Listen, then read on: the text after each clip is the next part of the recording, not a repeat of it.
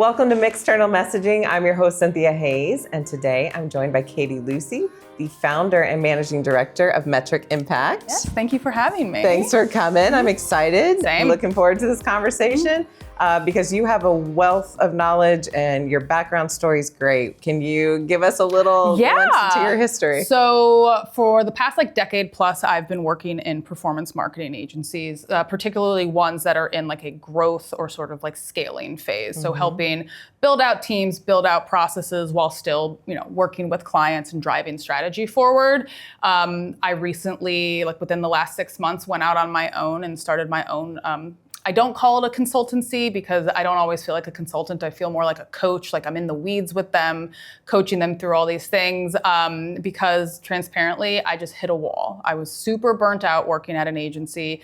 I have 2 young children and was working, 45, 60-hour weeks, and I just couldn't do it anymore. And so I decided to take a step back. And when I had that moment to really reflect upon what I liked most about my time at agencies, it was the team enablement, the training, the ensuring that everybody was set up for success. And so that's sort of where I've been steering my work since then. That's really exciting, but it's a brave, bold step to launch. It's terrifying. All on your own. Yeah, it's so scary. Yeah, but once you take that step and then... Oh, I'm mad at myself for not doing it sooner. I bet. Yeah, that's often the way with change with all of us. Yeah, it's we need that little nudge, that little push, but once you do it, you're like, oh, I could have done this 5 years ago, right? It'd be so amazing. All right, so you went from working within agencies to coaching them. What were you seeing with agencies that was so detrimental or that you felt like, hey, I can actually have a positive impact here? Yeah, the biggest thing that I've seen at agencies is just that agency life has a tendency to get very chaotic. And it's just you're servicing clients. It's the next big launch, the next big campaign, the next big look back report that nobody really has the time or space to breathe. And so I am positioning myself as that partner to come in and sort of create that space. And so I come in with a fresh perspective. I, talk to the team. I try to understand what their day-to-day work is really feeling like for them to sort of help them then be able to figure it out. And so I saw that a lot of my time at agencies, you're just so in the weeds, you're so head down that you don't have time to pause. And so I'm just, helping to give people that pause to really help them slow down a little bit. It requires a great deal of intentionality. Yes. Right?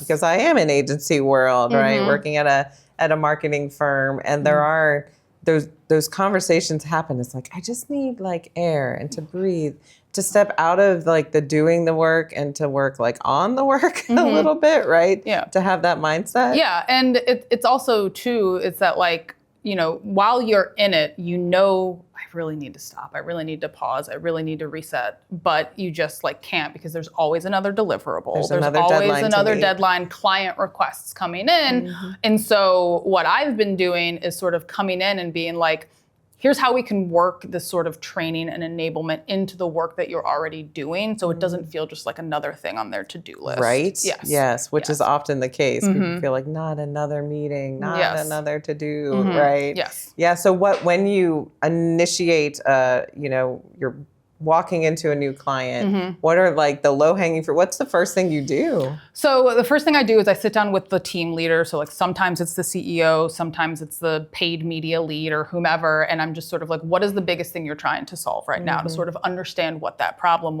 is. And then I come to them, and 9 times out of 10, it's usually I sit down with their team and basically interview them. I call it mini therapy sessions almost, but in a professional sense, because I ask everybody the same questions to try to understand what are the reoccurring themes, because I also find that a leader has a different perspective than their team. And so 100%. It's about marrying them together. And then once I sort of do these sessions, come up, figure out what the themes are, then I put together sort of a customized recommendation for training or workshops. And one of the clients I'm working on now, I saw a big gap in process. That is typically what I see causes teams to sort of get into this rhythm that's not great, not running well, where they feel chaotic, is because they don't have those foundational elements in place. And so we usually will pick 1 or 2 processes to focus on. And I sort of come in and understand the current process, use all of my years of sort of running these like big teams to be like, okay, this is what is doable, this is what isn't doable, this is what's scalable, et cetera, et cetera. And then we just have those conversations and we do the work together instead of me just coming in being like, here's all the new processes you need to implement. Yes. It's like you want to get their buy-in so that they understand the impact that it's going to have. Right. Their buy-in, their participation, you're doing this with them. And then do they understand the nuance of their business and like, no one reads email. We can't even distribute that via email, right? So understanding the nuances within their context. Right? Yeah, and something that I've also noticed from years of working at agencies is that a lot of the agencies I've worked at all do this well in terms of they're like, we'll create a process, we'll iterate on it, but then it's like the like activation of it and the training of the team that sort of is like where that like roadblock happens. And so like I am now there with these teams to be sort of like that external check, that external accountability to be like, have you made progress? And if you're not making progress, like what's like happening? Because I have a little bit of a clearer perspective since I'm not like deep in the day-to-day work, but I understand what it's like to be in the day-to-day work. So it's like a good, I find it's like a really beneficial combination for them. Yeah, so being able to empathize, like I know you've got 80,000 things going on and it's another layer to flex this new muscle and follow this new process and everyone has to slow down for a minute and think. But remember how worth it. Remember our goal, right? Like, how do you keep them motivated in those early stages of introducing these new processes? I mean, it's kind of like dangling a carrot in front of them to be like, just trust me and that I know. And I also have a very, going back to the word intentional, conversation with the leader ahead of time to be like, well, how are we going to measure this? Because like, in the end, I am a data-driven marketer at heart. And so I like to have like, okay, this is the benchmark that we're working at. So we'll look at like, what's the capacity like how are margins, like, and then we usually do like a qualitative, like, well, how are the vibes? Like, how does the team actually feel? And then I like, will tell the team, I'm like, look, like I'm going to use this benchmark and like, we're going to keep referring back to this process. And if you're not feeling a meaningful sort of like shift in your capacity, well, then that means we have to be doing something else. And so it's like building them the trust to understand that like, I'm not just going to like drop this on their laps and like not see it through. It's that like, I really want this to be successful. And so I'm going to be with them through the process. And, also too, I think I come at it with a very like human element because I'm like, I understand what it's like to be a burnt out agency employee because it was just a year ago that was me. And so it's like, I want to help them solve it. And so sharing my story, coming at it from an empathetic place, I think has been pretty successful in driving that forward. It seems like it would be a really powerful tool to have in your tool belt. Being like, I understand. I've always said that like my empathy is my superpower. It took me a very long time to sort of realize that because I used to think that it was a weakness. But I've realized since sort of going out on my own that like people just want to be understood and just feel understood. And so even if I can do that in little ways, then that sort of helps get their buy-in too. Yeah, and that's part of I love your collaborative approach. Where it's like you want to hear from everyone, have them speaking into what the process should be, right? Knowing as the subject matter experts within their organization, right? What's actually going to fly or where the obstacles might present themselves. That collaborative approach then builds the trust in addition to, and I've been there and I understand. Trust me, I understand. I've spent many days crying at my agency job, so I feel it. So one thing I've heard you share with me is around just team enablement. Like, what does that mean to you when a team is enabled to do their best work? It means, like you said, that they are enabled to do their best work because they feel like they have a support system in place. I think what has really like pushed me to do this, like, 2 decades into my career is that, I have always felt that I lacked a certain support in my professional career just because I often didn't ask for help, but I feel like when a team is supported and understands that, their other teammates and their leadership is supporting them, then they have more space to do great work because it's an environment to ask questions. It's an environment to be collaborative. And so when I think of enablement, it's enabling them to do their best work, which will then enable them to grow in the way that feels like authentic to them. Like they're, if they're doing a lot of work that doesn't excite them or doesn't sort of like align with what they want to be doing, then they're not going to do great work. And thus, like the, more support they feel, the more empowered they feel, they're going to show up in a different way. They're going to show up in a way that is eager, that is innovative and curious, which is like, to me, like the things within a team that are so invaluable, especially when you work with clients, because you want them to be keeping sort of like thinking about that.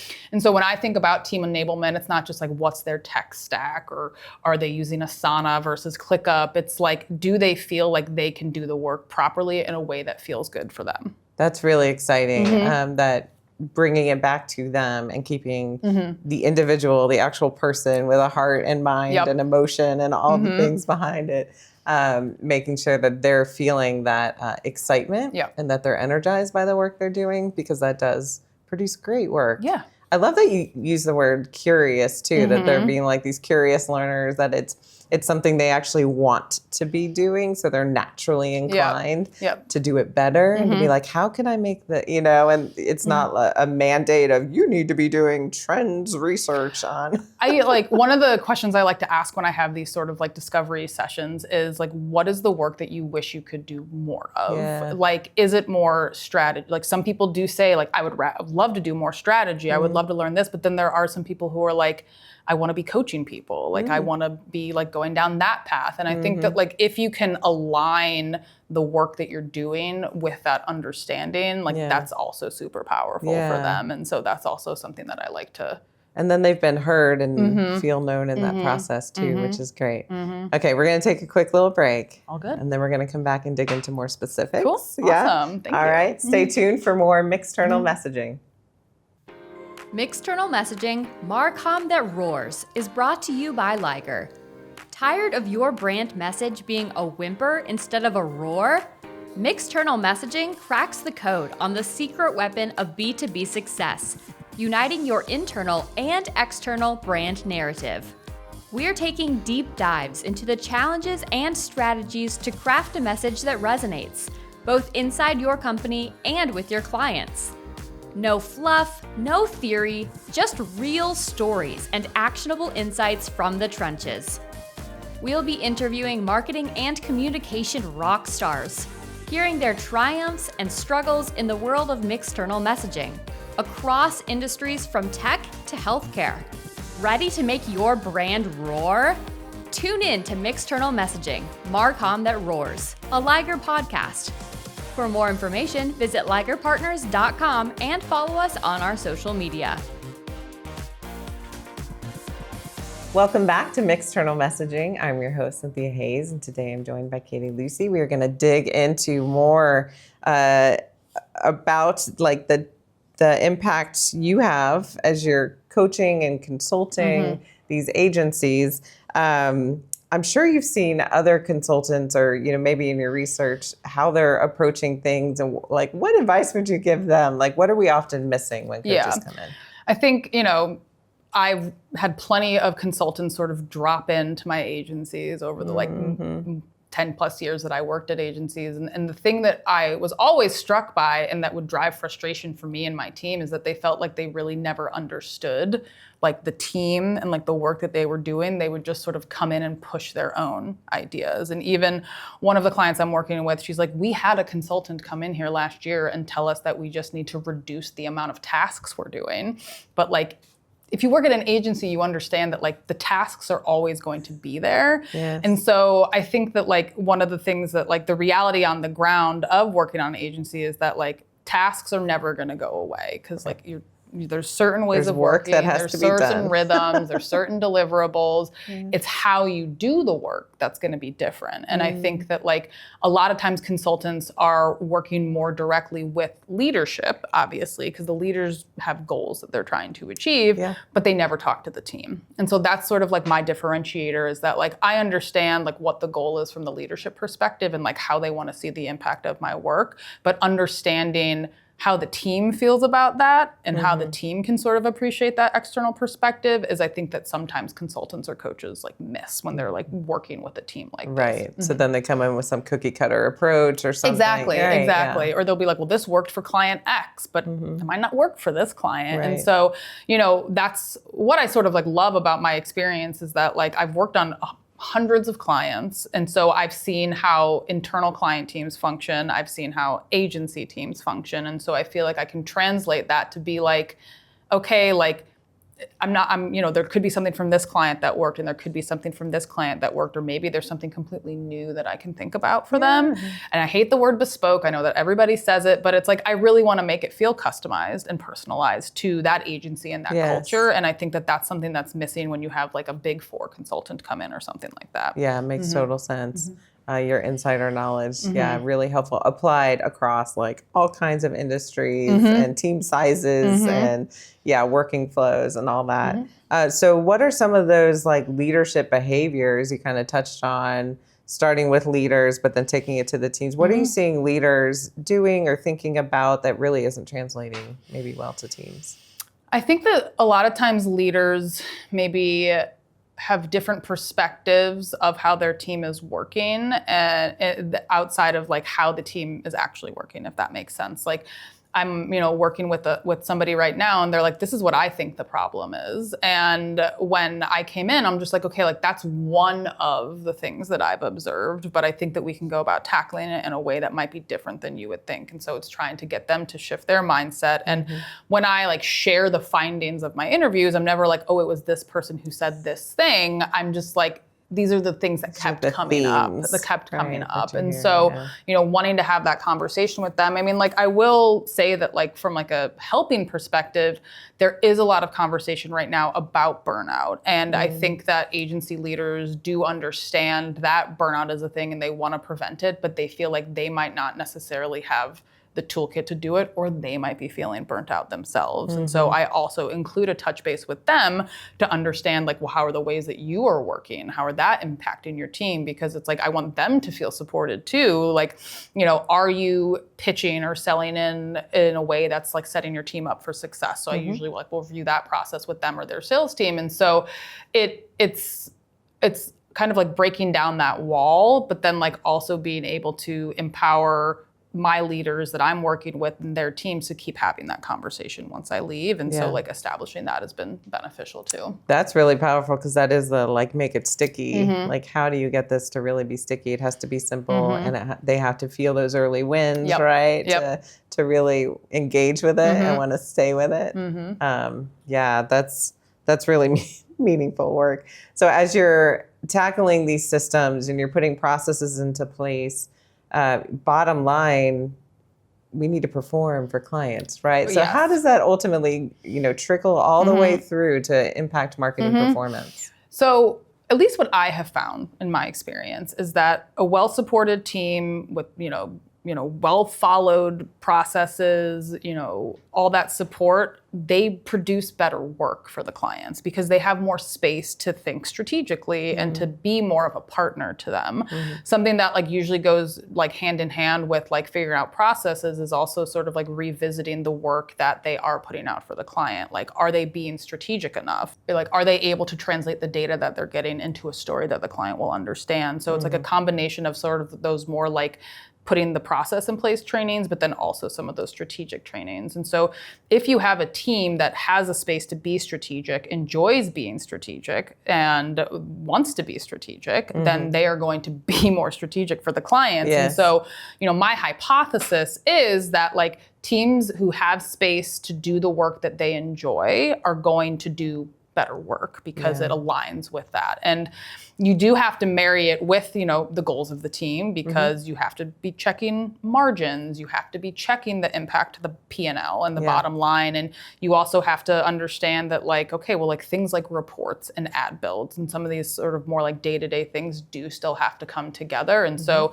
it's about, being very open and honest about that balance. But also I think it's really like time is a powerful like tool to have in your toolkit. And so it's when you have more time and more space, I think in general teams are happier, and thus I think they produce better work for their clients. At least in my experience, I've seen that. Yeah, that makes a lot of sense. There's that old exercise where it's like, all right, you have 5 seconds to draw a clock, right? And now you have 10 minutes to draw a clock, and the output is dramatically different, right? So giving people the time and the headspace back, because headspace is huge, to think more critically about problem solving rather than just reacting, right? To the task check. I think every agency understands that reactive mindset because it is very hard to be proactive. But I think that proactive thought partnership is what makes an agency so valuable. Like, even though I don't work in an agency, like, I see agencies as such a valuable part of the marketing space for brands because it is that sort of like extra partnership. And so I want to encourage these teams to be partners, to actually it's not just a client, like, you're in it together and you're invested, and they want to see the work come through too, because they want to be like, that was my idea that helped increase that client's like revenue or whatever goal. And like, that to me is like, when I was on the account side, I'm like, that was always super cool.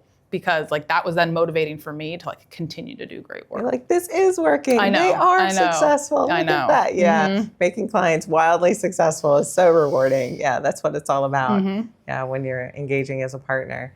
That's great. So if you could give a leader like me in a marketing firm or agency some great advice, what would it be? To be more curious with your team, I think is what it is. Create more space for those moments, and don't just have that curiosity stop at like the level right below you or the level right below you. Like, I love a skip level. Like, when I was overseeing teams, like, I want to talk to the coordinators who are like doing the work so that I can understand how they're feeling, and they can understand that I actually care about how the work is for them. And so I would just, I always encourage the leaders that I like, once I'm done working with them and I'm leaving, is I'm just like, you need to like pre-schedule these check-ins with your team so that you have the space to ask them how they're doing. It doesn't need to be long, like 15 minutes, because I know that everybody's busy, but that's how you're really going to understand what's going on, is by being curious and asking questions, and not just like giving orders, for lack of a better term. Right. So it's direct conversations with direct feedback. And creating that psychological safety to give that feedback. That's a huge deal. And it helps employees, be known. Exactly. Right throughout the organization, which is really important for all of us. We all want to be known. Exactly. Which is Liger's tagline, be known. So we want our clients to be known for all the right reasons in their industry, in their space. We want the people within the companies we work with to be known for all the right reasons, for being really savvy. So what would you like to be known for, Katy? It's in the name of my company, but I want to be known for making an impact. Like, I want to be doing impactful work for my clients and being able to sort of see those efforts come to fruition, because that's what's always motivated me, is success of other people. Like, I know that probably sounds like really trite, but I feel like obviously, I myself like to be successful. Like, I've risen through the ranks of, agencies over the years, and like, I like that ballot. But like, as I've transitioned, I mean, honestly, probably since becoming a parent, it's like, I want to see other people be successful too, because that is like ultimately like what I want. So I want to be known for empowering people to be successful and to give them the tools to be successful, and thus make an impact on their careers, but like, also their lives, because like, work does take up so much of our time. And so it's like, if you're not happy doing the work that you're doing, like, that's a big part of your life that you're not happy. And so like, I want people to feel empowered to enjoy the work that they do, because if when you don't, it's a real bummer. So I love that too, because you're living out what you want to be known for right now, right? You found the thing you're really passionate about and where you feel like you can make a big impact, because you've seen all these different sides and you've seen a better way, and you've seen some success with that. So you can help agencies, who then can help clients, who that, like, I hope it has like a ripple wins. Effect. Like, it's like a pay it forward. One day. That's really powerful. No, that's great. Congratulations. Thank you. This has been an episode of Mixternal Messaging. I'm your host, Cynthia Hayes, and I will see you next time.